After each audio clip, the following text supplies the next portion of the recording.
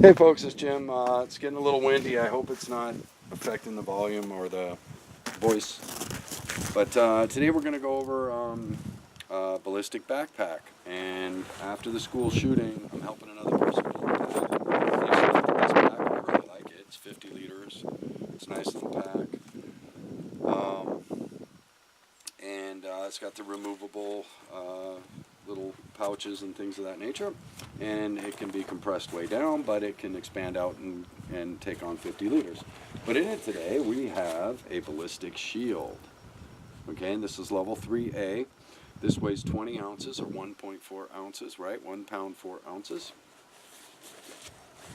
Okay, so, and it goes right in our backpack, and now, right, we've got a ballistic backpack.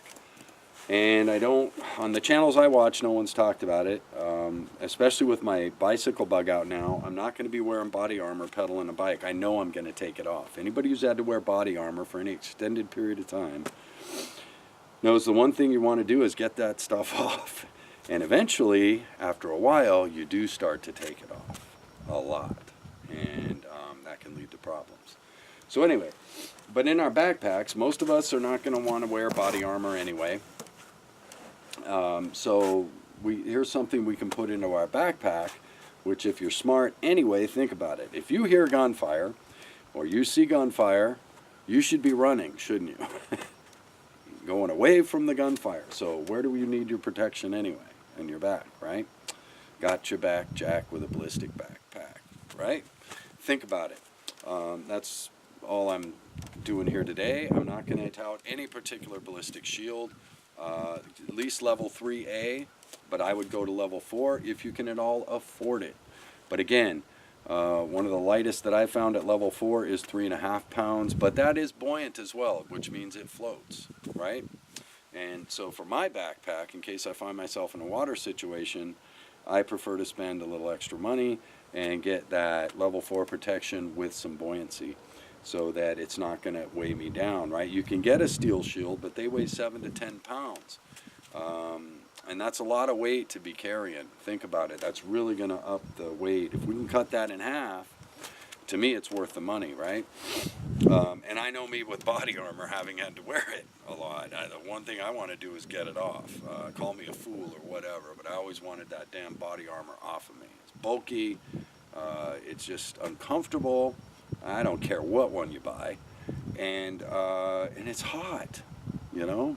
So I never liked body armor, although I had to wear it obviously. But so anyway, and what I like to think of is the smartest thing to do in all of these situations is to flee gunfire. So the most important place, in my opinion, that if we're bugging out or whatever, to have protection on our back.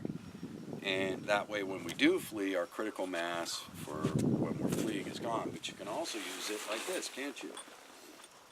Right? A shield, right? Yep. Covers our critical mass in the front, too, should we find ourselves pinned down or cornered or something like that. You can also use it as a shield on somebody with a handgun and charge them, couldn't we? I don't recommend that. Just putting that out there as a disclaimer, okay? But it could be done, couldn't it? Yeah, so anyway, but a ballistic backpack, have you thought about it? I know for me, everybody that I work with in Bug Out, when they talk about things, I've shared about Sun Tzu before, every battle is won or lost before it begins. The first thing I teach about this in Bug Out is run. You hear gunfire, run the other way. Don't be a cowboy. You can be a cowboy if you want, it's up to you, but anybody I talk to, work with, whatever, I teach, run. If somebody's got a gun and you got a hand with some skin, run. Get the hell out of there. And because you don't know what's going down, do you? You hear gunfire, go the other way. That's just my personal opinion, right? And that's what I try to teach anybody I care about. You hear gunfire, go the other way. Don't be a cowboy.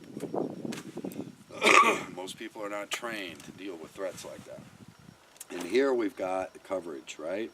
And if we teach ourselves this, and we teach the people we care about this in a critical situation, SHTF, WRL, when you may be bugging out with your family or whatnot, now everybody's got the same thought in mind, right? Run. And that is the important thing, right? So, you know, you can be a cowboy if you want, but, you know, I like the old strategy of run, ass and ankles. Boom, get out of there. And here you've got your critical mass covered, don't you? Now wait 3 to 6 months. The price and availability on these will come back down. I apologize if you're running out there and trying to get one. Don't. They're all sold out right now on Amazon anyway, and you're probably going to have to pay twice what they're worth for level 3A anyway. Level 4 you can get, but you're going to pay for that anyway, folks. That price isn't going to go up or down as a result of this shooting, but these level 3As did. They went way up. And again, it's only 20 ounces to add to your backpack, your bug out bag. Not bad, huh? Flat, small, hardly takes up any room. That's why I love this pack for this setup. I think the person made a wise choice. And I actually had the extra ballistic shield to help them upgrade. I have another friend who can't get the ballistic shield, like I said. They have sold out right after that shooting. They were all gone. So, again, wait 3 to 6 months. Hopefully you can get it. I hope I've covered everything. I hope this video has been informative. I haven't seen a lot of preppers talk about this, and I would prefer that all of our children's backpacks have ballistic protection in them as well. I think that in some of these situations it may have helped, but that's just me. Anyway, and you know, prayers and thoughts go out to all the families of those who have fallen in that shooting. Bless their hearts and all of that.